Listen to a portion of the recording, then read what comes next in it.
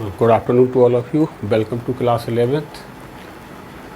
In previous class we discuss in chapter laws of motion about friction. ठीक है, एक बार फिर से देखें फ्रिक्शन के बारे में. हमने बेसिक आइडिया अबाउट फ्रिक्शन के बारे में तुम्हें बताया था. ठीक है, अरे फिर से एक बार देखते हैं व्हाट इज़ फ्रिक्शन. देखो होता क्या है फ्रिक्शन में, अगर ट्रू सरफेस, अगर मान करके चलो कि कोई सरफेस हो, ठीक है, और इस सरफेस पर कोई बॉडी रखी है, ठीक, और अगर हम इस बॉडी को मूव करना चाह रहे हैं, है ना, और ये बॉडी मूव नहीं कर रही है, तो क्या इसमें फ्रिक्शन नहीं है? नहीं, इसमें फ्रिक्शन है. ठीक है, बिल्कुल फ्रिक्शन है. यानी टू सरफेस के बीच, है ना, फ्रिक्शन वर्क करता है. अब वो फ्रिक्शन किस तरीके का है? फॉर एग्जाम्पल सपोज ये बॉडी है, हमने इस पर फोर्स अप्लाई किया, लेकिन body is not start to move, यानी यहाँ पर भी फ्रिक्शन है. और एक स्टेज ऐसी आती है कि जब हम फोर्स को इंक्रीज़ करते चले जाते हैं, then body get start to slide. ठीक है, तब भी फ्रिक्शन है. ठीक है, पहले body when we applied small force on the body, then body try to move, tends to move but not get slides. It means that if friction is acting here, and this friction is one types of friction is known as static friction. Okay, body tends to slide but है ना, not sliding is known as static friction. When the applied external forces becomes more and more, then a stage comes, then a very small force in spite of applied on the body and body start sliding. ठीक है, then the friction comes here known as kinetic friction. So now friction is an social evil, ठीक है, acting between two surfaces and opposing the motion of each other. Okay, हो सकता है कि ये surface इस बॉडी पर अपोजिंग फोर्स लगा रही हो, हम बॉडी पर एक्सटर्नल फोर्स राइट लगाते हैं, ये सरफेस उसके अपोजिट डायरेक्शन में फोर्स अप्लाई करती है. ठीक है, हम जब इस बॉडी पर लेफ्ट फोर्स लगाते हैं, then it surface applied the frictional force in backward direction. So it is a opposing force between two surfaces and depend on the nature whether the motion start or not. This friction is of two types. One is static friction and second is kinetic friction. तो हम पहले study करते हैं what is static friction. Okay, so देखें ज़रा what is static friction, है ना. हमारे पास देखें, हम एक एग्जाम्पल लेकर के यहाँ पर देखते हैं. हमारे पास सपोज करो कि ये कोई सरफेस है ना. पहला टाइप का फ्रिक्शन है स्टैटिक फ्रिक्शन. हाँ देखें,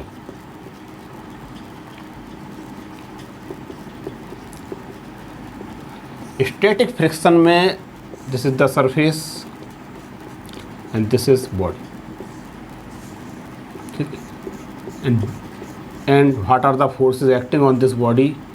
one force is the weight. यहाँ पर ये देखें पहले कि बॉडी पर कौन कौन से फोर्स काम कर रहे हैं. One is the weight of the body acting vertically downward and W equal to mg. Okay, and according to Newton's third law, the normal reaction force acting by the surface on the body at this point of contact, this is your normal reaction R. So this force is R. पहले तो ये फोर्सों के balance देख लें. ये R क्या कहलाता है? Normal reaction of the surface. ठीक है, नॉर्मल रिएक्शन. और फॉर इक्विलिब्रियम, इक्विलिब्रियम में ये R इक्वल टू क्या होता है तुम्हारा? mg, है ना. According to Newton's third law, forces are equal and opposite. ठीक है, ये होता है. अब यहाँ पर हम देखें, हमने बॉडी पर एक्सटर्नल फोर्स अप्लाई किया. Okay, body not start to move. So a frictional force is acting, a opposing force is acting by the surface on the body.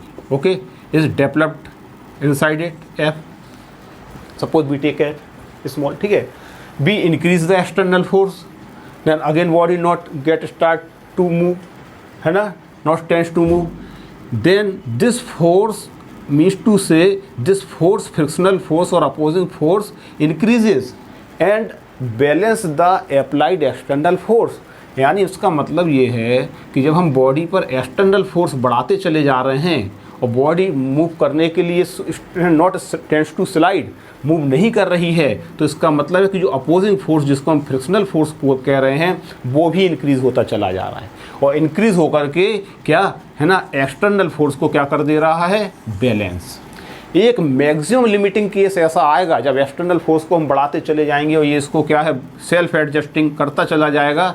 एक मैक्सिमम पोजीशन ऐसी आएगी कि बॉडी मूव करने की कोशिश तो करेगी है ना, लेकिन मूव कर नहीं पाएगी, ठीक है। यानी वो maximum force in which this self adjusting force opposes the motion of the body, this is called your limiting frictional force, है ना। ये कहलाता है तुम्हारा लिमिटिंग स्टैटिक फ्रिक्शनल फोर्स। पूरा हम लिख दें लिमिटिंग स्टैटिक फ्रिक्शनल फोर्स।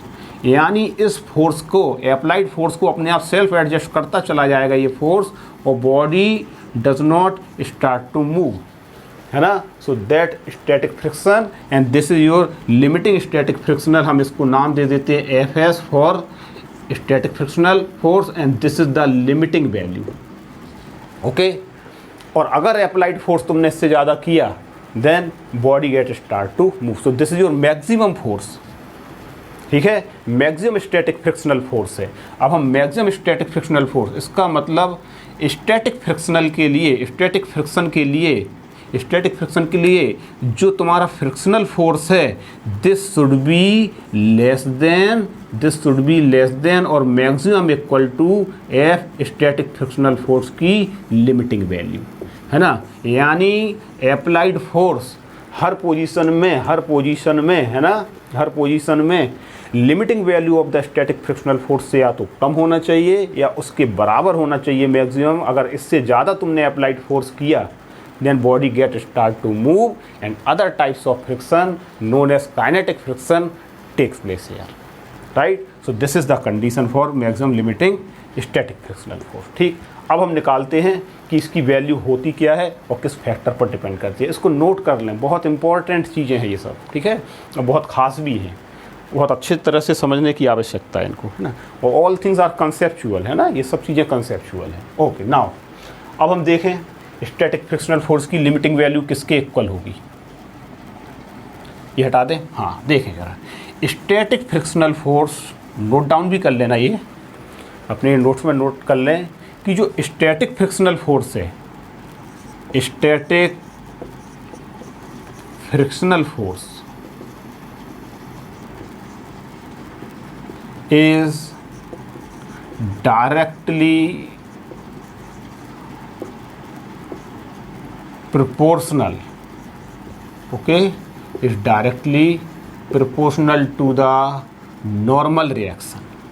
किसके प्रोपोर्शनल होता है ये, नॉर्मल रिएक्शनरी जो फोर्स है उसके प्रोपोर्शनल होगा, ठीक है। Does not depend and nature of the contact of the surface, not depend on the area, okay. So this static frictional force, limiting frictional force हम पहले ही बता चुके तुम्हें, हम एफ एस ले लें, है ना, या इससे कम वैल्यू लेना चाहिए। यानी this is your frictional force, है ना, static frictional force is directly proportional to your normal reaction, okay. और F S equal to we take here new constant mu S into R, okay. This is where this mu S is known as coefficient of static friction. यही इसका static friction जो हो रहा है उसका क्या कहलाता है, that is called coefficient and its value depend on the nature of the surface air, okay. This is your static frictional force and actually this is equal means this is your limiting value, है ना, this is your limiting value we take in equal to. Otherwise तो applied force को जो self adjusting frictional force होगा वो इससे कम होगा, है ना। यानी this is the limiting value. Actually कौन सी वैल्यू होगी स्टैटिक फ्रिक्शनल फोर्स की, जो इक्वल है पूरा म्यू एस इंटू आर के बराबर, वो इसकी क्या है, लिमिटिंग वैल्यू है ना। देखें जरा, मीन्स कहने का मतलब ये है कि तुम्हारा जो एफ एस है ना, limiting value of static frictional force की maximum value that will be equal to mu S into R. And for equilibrium for this R we can say m equal to mg, then your static frictional force, this is limiting value equal to mu S into R, और R means M into G, we can also write, है ना। This is your limiting और maximum static frictional force. Okay, लिख देना, ये आपका क्या है, ये आपका मैक्सिमम स्टैटिक फ्रिक्शनल फोर्स है, ठीक।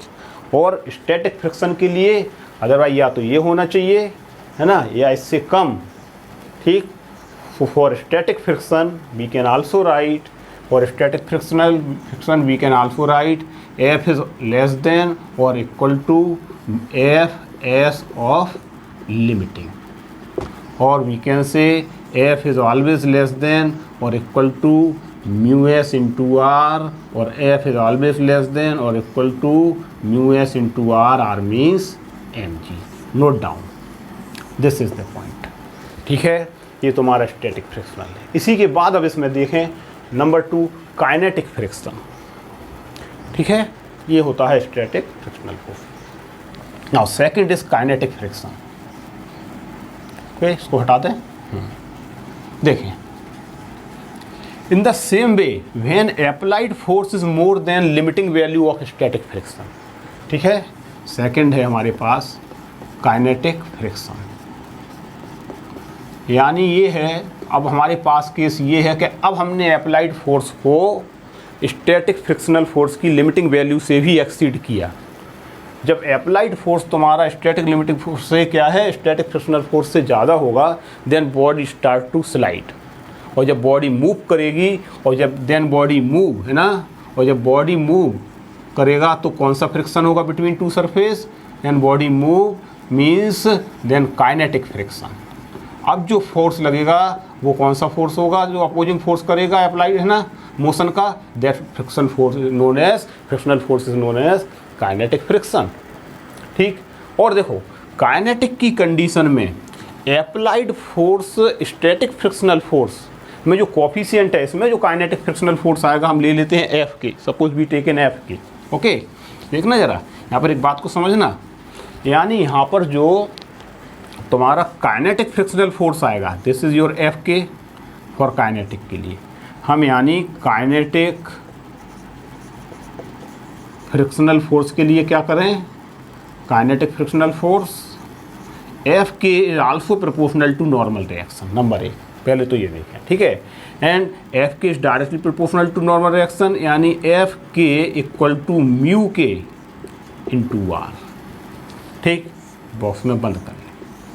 यहाँ पर जो म्यू के है, this is also known as your coefficient of, ये क्या होगा तुम्हारा, कोफिशिएंट ऑफ काइनेटिक फ्रिक्शन, ठीक है, कोफिशिएंट ऑफ काइनेटिक फ्रिक्शन, ठीक। जिस तरीके से स्टैटिक फ्रिक्शन है बिल्कुल सेम उसी तरीके से काइनेटिक फ्रिक्शन में भी directly proportional to, kinetic frictional force is also directly proportional to normal reaction and equal to, जब हम प्रोपोर्शनलिटी हटाएंगे तो coefficient, this is your coefficient of kinetic friction.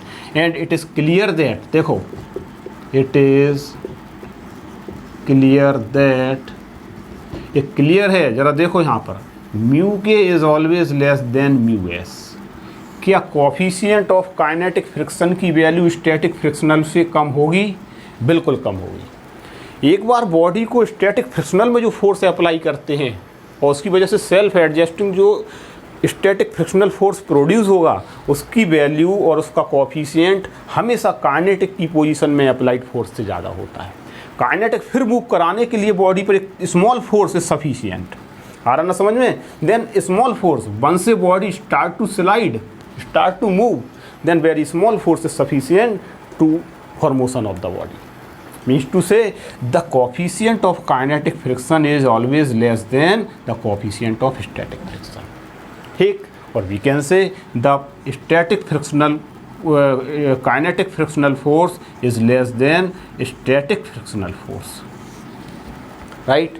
ये दोनों में एक रिलेशन है, ठीक है। और डिफरेंट सरफेसेस के लिए हम देखेंगे बिटवीन टू सरफेस जब फ्रिक्शनल फोर्स क्रिएट होता है तो हम उनकी सरफेसों के लिए इनके कोफिशिएंट्स की वैल्यू को मेजर करें और कंपेयर करें तो देखेंगे कि ये वैल्यू हमेशा काइनेटिक फ्रिक्शन स्टैटिक फ्रिक्शनल से कम आता है, ठीक है। So this is the whole basic idea about your friction and static friction and kinetic friction, ठीक है, ये होता है और बहुत इम्पॉर्टेंट है। अब इसके आगे इसी में नेक्स्ट इससे कनेक्टेड, ठीक है, टॉपिक है एंगल ऑफ फ्रिक्शन। अब हम देखें एंगल ऑफ फ्रिक्शन होता क्या है, ठीक है, angle of repose and angle of friction, और बहुत इंपॉर्टेंट टॉपिक ये मैकेनिक्स का, फिजिक्स का है, ठीक। तो पहले हम देखते हैं what is angle of friction. देखिए एंगल ऑफ फ्रिक्शन, ठीक, डायग्राम हम बनाते हैं। यहाँ पे हमारे पास एक सरफेस है and one body of mass m is placed on this surface, ठीक है। This chapter is very important chapter of mechanics and large number of, है ना, application of Newton's first law of motion, second law of motion, third law of motion, and different free body diagram, friction, circular motion, and different types of mechanical problem in this chapter, sir. And very interesting also, based on conservation of momentum, like, है ना, impulse momentum theorem. देखिए यहाँ पर angle of friction. This is the body. The mass of the body is acting vertically downward, and the normal reaction is acting vertically upward. Okay, this is. हमने इस body पर यहाँ पर एक force apply कराया, this is the your external force applied, ठीक है। जब बॉडी पर एक्सटर्नल फोर्स अप्लाई करेंगे तो क्या होगा, यहाँ पर फ्रिक्शनल फोर्स क्रिएट होगा that opposing the motion of this body, है ना। यहाँ पर हम ले लेते हैं स्टैटिक फ्रिक्शन या काइनेटिक फ्रिक्शनल फोर्स, ठीक है, ये होता है। This is your normal reaction, this is your normal reaction, following forces are acting on the body, this is your normal reaction and this is static friction और frictional force, okay. इन दोनों का resultant, this is also one types of force, normal reaction, and for equilibrium हम जानते हैं, for equilibrium R equal to R equal and opposite, so R equal to M G equal and opposite to weight, and the resultant of these two forces, the resultant of these two forces is this, okay. थोड़ी देर के लिए हम ले लेते हैं, है ना, by the parallelogram law of addition of two vector, this is the resultant of this uh, यानी फ्रिक्शनल फोर्स और नॉर्मल रिएक्शन, इन दोनों का जो रिजल्टेंट फोर्स यहाँ पर होगा, कोई भी फोर्स का हम रिजल्टेंट ले लें एफ डैश, है ना, and that force makes an angle, है ना, this is makes an angle with the normal reaction, ये वाला, ठीक, ये एंगल जो थीटा कहलाता है, that is called your angle of friction. यानी what is the angle of friction? Angle of friction is that angle the resultant of the frictional force and normal reaction, this makes the angle with the normal reaction, है ना। so theta is here your angle of friction, ये कहलाता है तुम्हारा क्या, angle of friction. क्या है angle of friction, एक बार फिर से देख लें, द रिजल्टेंट वेक्टर, है ना, और resultant vector means resultant force, है ना, of the frictional force and normal reaction, है ना, makes an angle with the normal reaction, ठीक है। सो हमको ये थीटा फाइंड आउट करना है, हम इस ट्रायंगल में इसको ओ पॉइंट नाम दे दें, ये ए और इसको बी, ठीक है। तो इन ट्रायंगल देखते हैं O A B, your tan theta, ठीक है, थीटा हमको फाइंड आउट करना है। So tan theta equal to perpendicular, यानी दिस अपॉन दिस, है ना, इस ट्रायंगल के लिए या इस ट्रायंगल के लिए ओ ए बी सी, एक काम करते हैं, सही नहीं लिया, ओ ए बी सी है, और हम ये ऊपर का ट्रायंगल ले लेते हैं O B C, okay. O A B में तो पूरा वो आएगा ही नहीं ना, वो ओ बी सी, तो टेन थीटा इक्वल टू क्या होगा, B C upon O B, ठीक।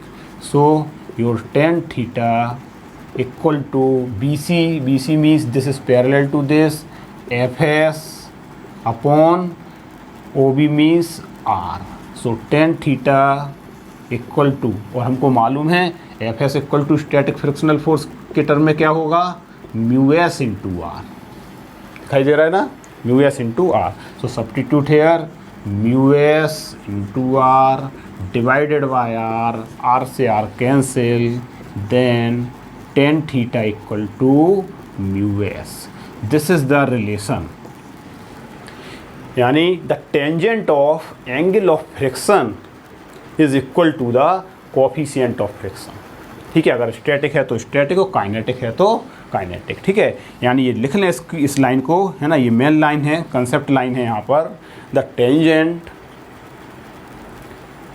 Of the angle of friction is equal to the coefficient of friction, right, very important relation also, ठीक है। ये होता है तुम्हारा क्या, angle of friction. Next topic इसी में देखें फिर। Now second, angle of sliding. Angle of sliding, ये तो देखो हॉरिजेंटल सरफेस है, ठीक है। अब ऐसी भी सिचुएशन हो सकती है कि किसी हम पाथ को, सरफेस को हॉरिजेंटल नहीं लें, बल्कि उसको किसी एंगल पर इंक्लाइंड कर दें, इंक्लाइंड प्लेन हो, और उस इंक्लाइंड प्लेन पर कोई बॉडी रखी हो एंड इतना एंगल हम उसको इंक्लाइंड प्लेन को दें। देखो डायग्राम बनाते हैं, उसको बोलते हैं that is called angle of repose. पहले हेडिंग लिखो, एंगल ऑफ रिपोज, यानी किसी भी इंक्लाइंड प्लेन पर कोई बॉडी को, किसी इंक्लाइंड प्लेन को कितना हम इंक्लाइंड करें कि उस पर बॉडी मूव ना कर पाए, है ना, मूव ना कर पाए, try to move but not start to move, this is, है ना। सपोज करें कि हमने हॉरिजेंटल से किसी inclined plane, this is your inclined plane and a body of mass m is placed on this surface, है ना, weight acting W = mg and B inclined this plane at angle theta, ठीक, and body just get place on this surface, try to move but not start to move, limiting case, okay। and now देखें कौन कौन से force काम करते हैं। देखो surface का normal force R acting in this direction, surface के परपेंडिकुलर लगेगा, इसको ऐसे नहीं लेते हैं। इक्वल एंड अपोजिट वेट में तब होता है जब सरफेस के नॉर्मल फोर्स होता है। ये जो नॉर्मल रिएक्शन है ये किस पर नॉर्मल होता है, सरफेस पर, और यहाँ पर हमारी सरफेस कैसी है, इस तरीके से है, और जब इस तरीके से है तो नॉर्मल कैसा आएगा इस पर, लाइक दिस। हाँ, बॉडी का वेट तो वर्टिकली डाउनवर्ड उसके CG पर, सेंटर ऑफ ग्रेविटी पर वर्टिकल डाउनवर्ड ही काम करेगा। दिस एंगल इज, सपोज इसको आगे को बढ़ाएं हम, this angle is also theta, right. हमको अब हमने इस बॉडी पर अप्लाइड किया फोर्स F, जब फोर्स एक्सटर्नल फोर्स अप्लाइड किया तो यहाँ पर ज़रा बताओ तुम्हारा कौन सा फोर्स होगा, फ्रिक्शनल फोर्स, है ना, static frictional force Fs, right. अब हमको निकालना है कि इसका क्या रिलेशन है ना, स्टैटिक फ्रिक्शनल का थीटा पर, कि कितना एंगल हम झुकाते चले जाएं, इंक्लाइंड कराते चले जाएं कि body just not start to move and becomes stationary, tends to move but not start to move, ठीक है। नाउ देखें जरा यहाँ पर फोर्सेस, ये वेट mg काम कर रहा है, नॉर्मल रिएक्शन सरफेस के नॉर्मल, यहाँ को इसके दो कंपोनेंट होंगे इसके वेट के, one component is this your mg cos theta. देखो जरा, बेस अपॉन हाइपोटेन्यूज, और जब बेस अपॉन हाइपोटेन्यूज लगाओगे तो क्या आ जाएगा, ये कंपोनेंट r के इक्वल एंड अपोजिट कौन सा कंपोनेंट जाएगा, mg cos थीटा। और यहाँ पर ये जो कंपोनेंट होगा तुम्हारा, जो नीचे की ओर ट्राई टू मूव कराने की कोशिश करेगा बॉडी को, यहाँ से ये अभी हटा देते हैं, वो कौन सा कंपोनेंट होगा यहाँ पर, this is your mg sin theta, ठीक।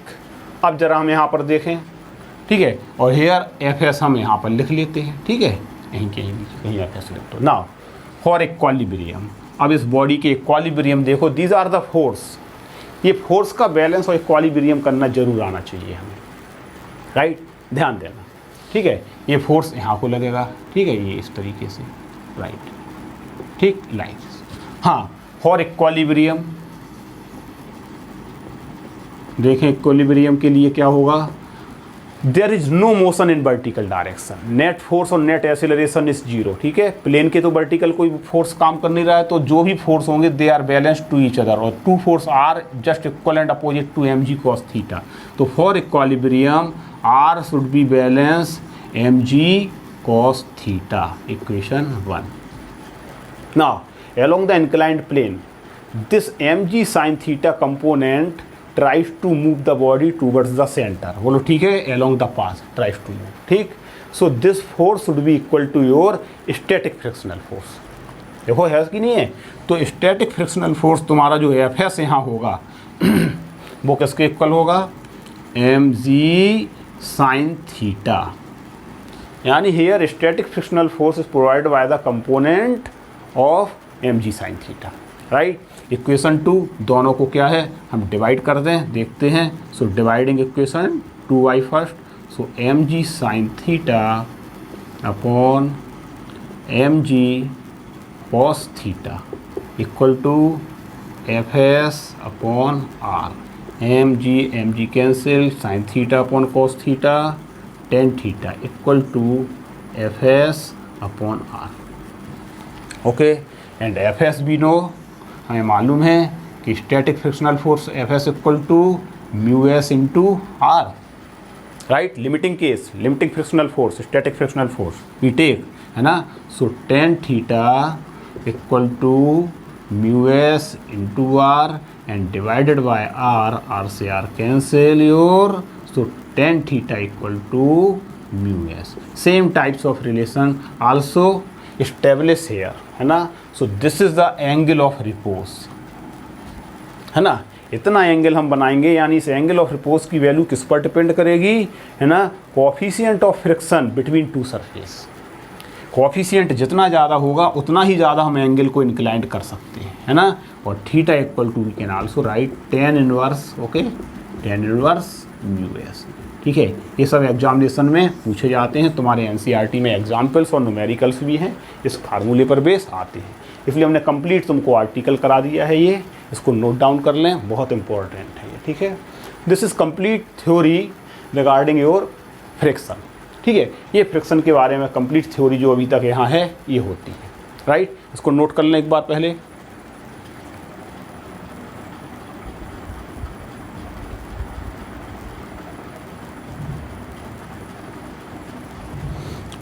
ओके, नेक्स्ट पॉइंट देखें।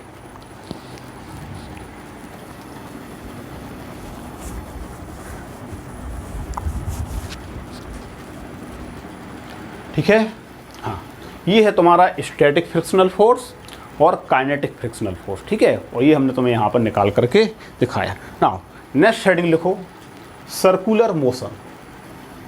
इसी चैप्टर में है ना, इसी फ्रिक्शन की वजह से। और भी देखो डिफरेंट टाइप के फ्रिक्शन होते हैं, जैसे तुमने पढ़ा है रोलिंग फ्रिक्शन, है ना। तुमने देखा है लुब्रिकेटिंग, और उसमें वो करते हैं ऑयलिंग वगैरह, जब है ना फ्रिक्शन जब होता है, जब बॉडी रोल डाउन करती है तब भी फ्रिक्शन होता है ना। तो वो तुम रीड कर लोगे तो तुम्हें समझ में आ जाएगा, ठीक है। वेरी सिंपल, है ना, and very right. Now next heading इस चैप्टर में है your circular motion. What is circular motion? एक बार फिर से देखें, हमने यूनिफॉर्म सर्कुलर मोशन के बारे में प्रीवियस चैप्टर में पढ़ा था, है ना। एक बार थ्योरी को फिर से रिवाइज कराएं। What is uniform circular motion? Uniform circular motion में body revolve in circular path, okay, with different velocities. बोलो राइट, बोलो, देखो जी आप क्या बोल रहे हैं। Body revolve in circular path with different velocities. This is v1, this is your v2, this is v3। क्या ये सही है? हाँ, बिल्कुल सही है ना। Due to change in direction, है ना, due to change in direction of motion the velocity will change, but their magnitude at every point is constant. इनके अगर हम मैग्नीट्यूड ले लेंगे तो इनके मैग्नीट्यूड कांस्टेंट होंगे विथ कांस्टेंट वेलोसिटी स्पीड, है ना, कांस्टेंट स्पीड नॉट वेलोसिटी, है ना। Velocity will change due to change in direction, ठीक, but the magnitude of velocity means speed is always constant. This is your uniform circular motion. So due to change in direction at every point, a acceleration is developed. बोलो right, ध्यान है ना, एक acceleration वहाँ developed हो जाता था due to change in velocity, and that acceleration is called, क्या पढ़ा था हमने? That acceleration is called centripetal acceleration. Okay, वहाँ पर हम इस acceleration को पढ़े थे, centripetal acceleration, and during the motion always directed towards the center of the circle. So that acceleration is called center seeking acceleration or centripetal acceleration. होता था या नहीं? And we have derived there motion in a plane chapter. The centripetal acceleration formula comes to be AC equal to V square upon R in terms of velocity and radius of the circular path, or in terms of angular velocity R into omega square.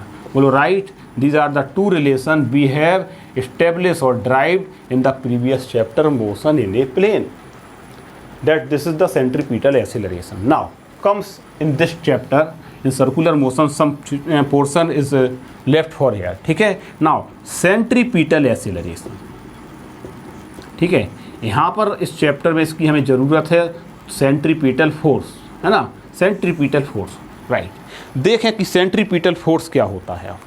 देखो by Newton second law, as we know that, है ना, हम जानते हैं कि bye Newton second law, है ना, अगर बॉडी में एक्सेलरेशन प्रोड्यूस हो रहा है तो इसका मतलब है कि डेफिनेटली यहाँ पर क्या है, कोई ना कोई फोर्स काम कर रहा है, तभी ना सेंट्रीपिटल एक्सेलरेशन है, because force is required to produce the acceleration, है ना, फोर्स की बहुत ज़रूरत है एक्सेलरेशन को प्रोड्यूस करने के लिए, और चूंकि ये सेंट्रीपिटल एक्सेलरेशन यहाँ पर काम कर रहा है, इसका मतलब बॉडी पर कोई ना कोई फोर्स भी डेफिनेटली यहाँ पर काम कर रहा है, and that force is always acting, है ना, always acting directed towards the centre of the circular path, and that force is called centripetal force, right, and that centripetal force, देखें अब जरा यहाँ पर centripetal force by Newton second law हम यहाँ पर बहुत आसानी से मालूम कर सकते हैं बाय न्यूटन सेकंड लॉ, और न्यूटन सेकंड लॉ के अकॉर्डिंग क्या होगा, फोर्स इक्वल टू क्या होता है, mass into acceleration. Okay, just एक मिनट,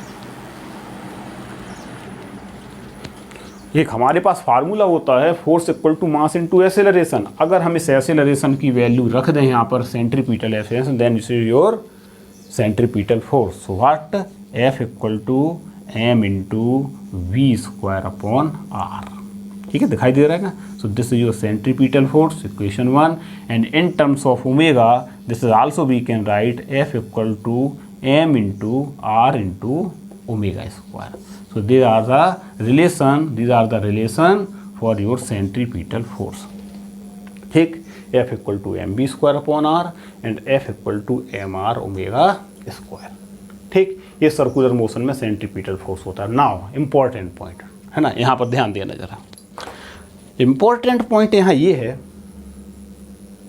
कि without centripetal force body can not revolve in circular path, है ना, अगर बॉडी मोशन कर रही है तो क्या है, फोर्स की ज़रूरत है, और यहाँ पर जब बॉडी सर्कुलर पाथ में मूव कर रही है तो बिना सेंट्रीपिटल फोर्स के बॉडी सर्कुलर पाथ में मूव नहीं कर सकती है, ठीक है।